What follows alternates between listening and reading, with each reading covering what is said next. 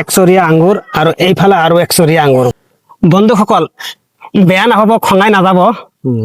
আজি মানে আঙ্গুৰ ছিঙি আছো, দেখিছে পকা পকা আঙ্গুৰ মানে বেছিভাগে পকিছে।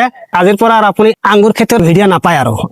আঙ্গুৰ সব পকিছে, দেখিছে নহয়, এয়া পকিছে। হাতেৰেও ছিঙিলো, এনেদৰে কেঁচিৰেও ছিঙিব লাগে। গোটেই খেতিৰ আঙ্গুৰ বিলাক আজি ছিঙি আছো। আজিৰ পৰা শেষ আৰু। দেখিমান আঙ্গুৰ উঠে আপোনাক জনাম কেই কেজি হয়, আপোনাক নিজে এটা অনুমান কৰি কবচোন।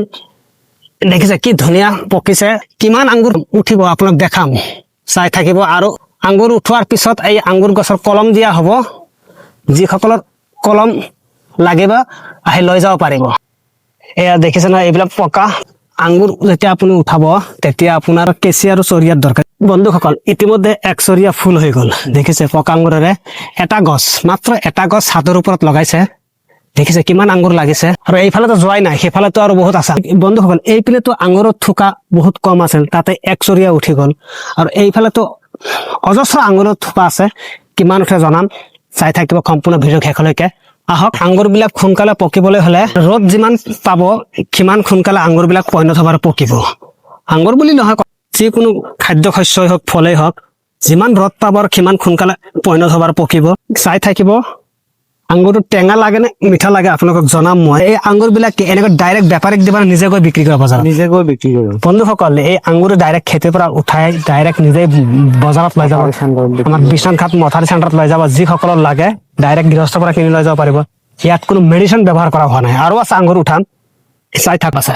এই দেখিছে কি ধুনীয়া আঙ্গুৰৰ থোক কাটিলো। এয়া দেখিছে, এয়া বন্ধুসকলে একচৰীয়া আঙ্গুৰ থৈ আহিলো আৰু এখন ডাঙৰ চৰিয়া লৈ আহিছো এই আঙ্গুৰ পাৰিবৰ কাৰণে। আঙ্গুৰৰ থোকটো কটাৰ আগত আপুনি তলত চৰিয়া ধৰিব লাগে, কিয়নো দুই এটা আঙ্গুৰ নহলে থোকৰ পৰা ছিঙি পৰি যাবগে। এই দেখিছে, এই জালে পৰি গৈ আছে। বন্ধুসকলে আছে একচৰীয়া আঙ্গুৰ আৰু এইফালে আৰু একচৰীয়া আঙ্গুৰ ভৰ্তি হোৱা নাই যদিও এটা আঙ্গুৰ গছতে আজি ইমান গাল আঙ্গুৰ উঠাইছো। আৰু এইবিলাক বিক্ৰী কৰিব গৃহস্থই আমাৰ বিশ্বনাথ ঘাট মথাৰী চেণ্টাৰত। আৰু বহুত আঙ্গুৰ উঠিবলৈ বাকী আছে, কাৰণ আঙ্গুৰ বিলাক গছত একেদিনে চব লগা নাই আৰু একেদিনে চব নপকে। যিবিলাক আঙ্গুৰ পকিছিলে আজি পাৰিলো। দেখিছে, এয়া যদি আপোনালোকক লাগে এই গৃহস্থৰ ঘৰত আহি আপোনালোকক আধা কেজি লাগে, 1 কেজি লাগে, একদম মানে অতি সুন্দৰ আৰু বিনা ঔষধযুক্ত ফল লৈ যাব পাৰিব আপোনাৰ এই ঘৰৰ পৰা, হয় নে নহয়? ঘৰত আহিলেতো কোনোবা আহিলে লৈ যাব পাৰিব। এয়া হৈছে আমাৰ একেবাৰে নিচিঙিলো, মানে বিক্ৰী নহব কাৰণে একেবাৰে সকলোবোৰ আঙ্গুৰ একেলগে নিচিঙিলো, কাৰণ বিক্ৰীৰ কথা আছে না।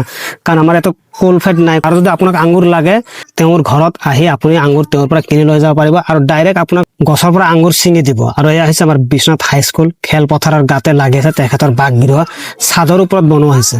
এয়া দেখা পাইছে এটা আঙ্গুৰ গছ কিমান গাল লাগিছে। আৰু বেছিভাগে উঠাবলৈ বাকী আছে, কাৰণ পইণত হোৱা হৈছে, ভালকৈ পকা নাই। কিন্তু আঙ্গুৰটো বহুত মিঠা।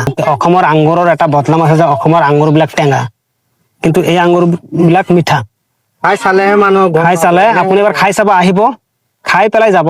মোটামুটি আপোনাৰ 2 চৰিয়া মিলি 10 কেজিৰ ওচৰত যাবগে। এয়া আমাৰ মথাৰী চেণ্টাৰত লৈ যাম বিক্ৰী কৰিবৰ কাৰণে। আৰু যদি আপোনাক আঙ্গুৰ লাগে আহি লৈ যাব তেখেতৰ ঘৰৰ পৰা বিক্ৰী কৰিব ন। বন্ধুসকল এয়া আছিল আঙ্গুৰ খেতি। আজিৰ পৰা আৰু আঙ্গুৰ খেতিৰ ভিডিঅ' নাপায়, পাব অকল আঙ্গুৰ খেতিৰ কলম দিয়া ভিডিঅ'। যিসকলে আঙ্গুৰ গছৰ পুলি বা কলম কিনিম বুলি ভাবিছে এওঁৰ লগত যোগাযোগ কৰিব, আপোনালোক পাই যাব। ধন্যবাদ সম্পূৰ্ণ ভিডিঅ' চোৱাৰ বাবে সকলোকে।